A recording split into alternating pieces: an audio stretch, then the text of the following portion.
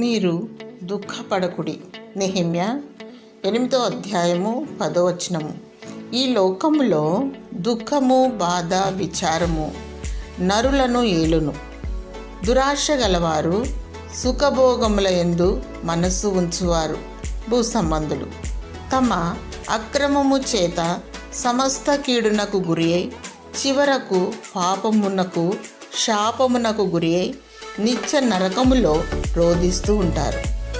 అగ్ని ఆరదు, పురుగు చావదు. నిత్య నరకాగ్నికి మొగ్గు చూపు వారి కొరకు విలపించుము.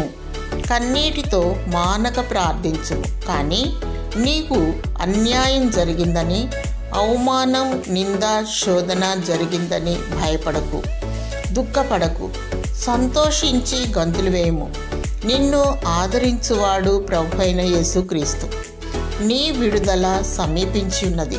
ప్రభువైన యేసుక్రీస్తు నామములో బాప్తిస్మము తీసుకొని దేవుడు ఒక్కడే అని విశ్వసించి బుద్ధిగల కన్యకగా, వాక్యపు వధువుగా మధ్యాకాశమునకు ఎత్తబడి ప్రభువైన యేసుక్రీస్తును కలుసుకొనుటకు 1000 ఏండ్ల పరిపాలనలో వారు ఏలుటకు మరియు నిత్య పరలోక రాజ్యములో చేరి సదాకాలము ప్రభుతో ఉండుటకు సిద్ధపడుము.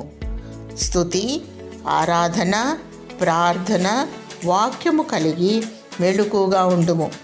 కనురెప్ప పాటున ఎత్తబడుటకు దేవుడు నిన్ను కరుణించునుగాక. ఆమేన్.